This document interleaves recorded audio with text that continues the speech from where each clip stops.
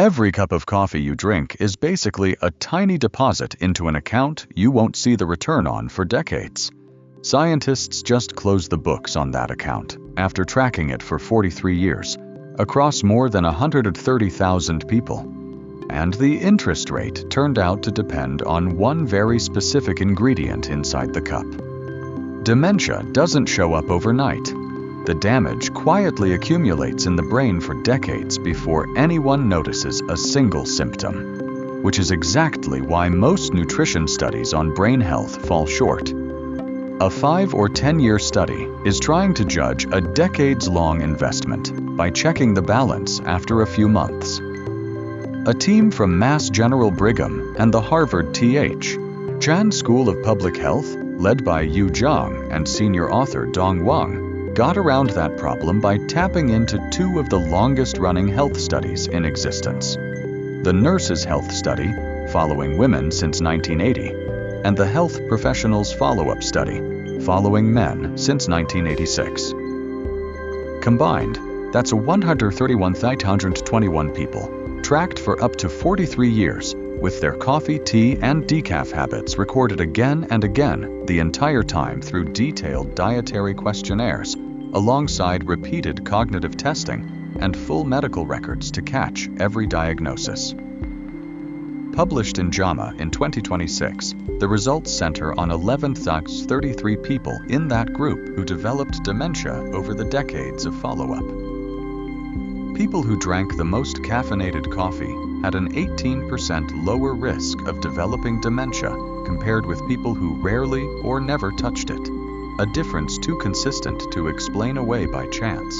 The sweet spot for that deposit turned out to be specific. 2 to 3 cups a day showed the strongest, most consistent association with lower risk, whether the person was one of the tens of thousands of nurses in the study or one of the health professionals. Caffeinated coffee drinkers also reported meaningfully less trouble with everyday memory and thinking. 7.8% of them reported meaningful subjective cognitive decline, compared with 9.5% of low or non-drinkers. And among the women in the study, who were the only group given detailed telephone-based cognitive testing covering memory, attention, and processing speed, coffee drinkers also scored measurably better on those objective tests. Tea told nearly the same story, just at a smaller deposit size. 1 to 2 cups a day showed the strongest association with lower dementia risk and better cognitive outcomes, tracking closely with what coffee showed at its own optimal dose. Total caffeine intake was also tallied across every source in someone's diet, not just coffee and tea alone, including soda and chocolate. And that broader caffeine total moved in the same protective direction as the individual beverages did. Here's a detail worth getting right, because it's easy to oversimplify. This wasn't a story where drinking more than the sweet spot made things worse. The researchers specifically tested for a non-linear relationship, curving the data instead of forcing it into a straight line, and what they found was a curve that rises, then flattens, not one that rises and then falls back down. Going beyond 2 to 3 cups of coffee or 1 to 2 cups of tea just stopped adding extra benefit, and importantly, it didn't erase the benefit either. The account plateaued. It didn't go into the red. No penalty for overdoing it, just no extra bonus either. So what's actually earning the interest here? The coffee, or something specifically inside it? That's where decaf comes in, and it's the detail that turns this from an interesting correlation into something closer to a real answer. Decaf coffee contains almost everything regular coffee does. The same oils, the same acids, most of the same plant compounds called polyphenols that researchers have separately linked to lower inflammation and less cellular damage in the brain. Strip out just the caffeine, though, and the whole protective association disappeared.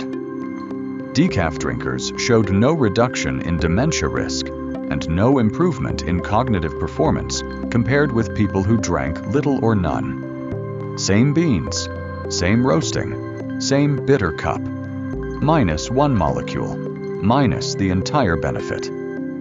That's about as close as an observational study can get to pointing a finger directly at caffeine itself, rather than coffee, as some vague bundle of healthy habits.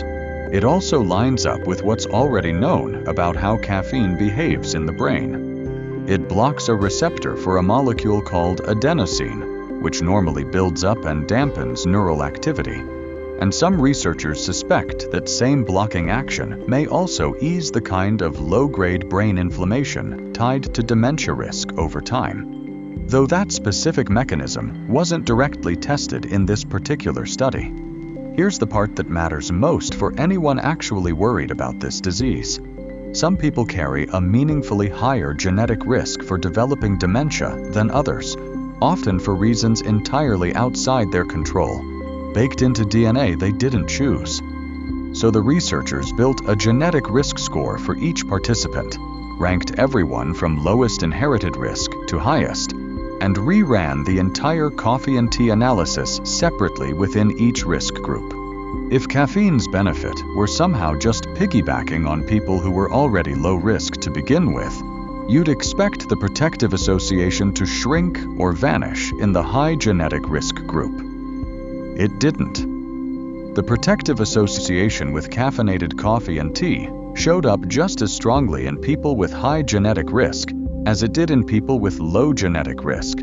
The account paid out the same rate of return regardless of the starting balance you were handed at birth.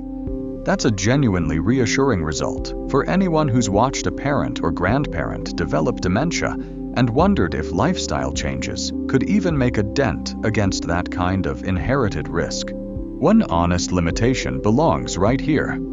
This is still an observational study tracking habits, not a randomized trial controlling them. And Wang himself has been direct about it, noting the effect size is modest and that coffee or tea is only one piece of a much larger puzzle for protecting the aging brain.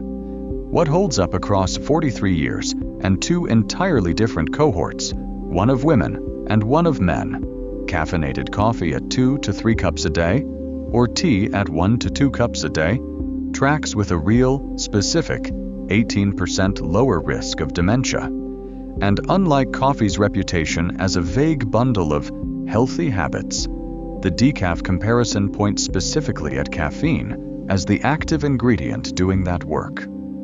The benefit doesn't punish you for drinking more, and it doesn't seem to care whether you were dealt a harder genetic hand to begin with. What this study can't do, being observational, is prove caffeine causes the drop in risk rather than simply riding alongside it.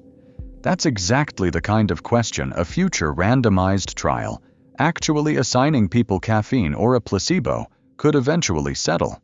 Until then, 4 decades of consistent, careful tracking across more than 100,000 people is about as strong a signal as nutrition science gets outside a lab. That daily cup is one small, well-documented deposit toward a brain built to last.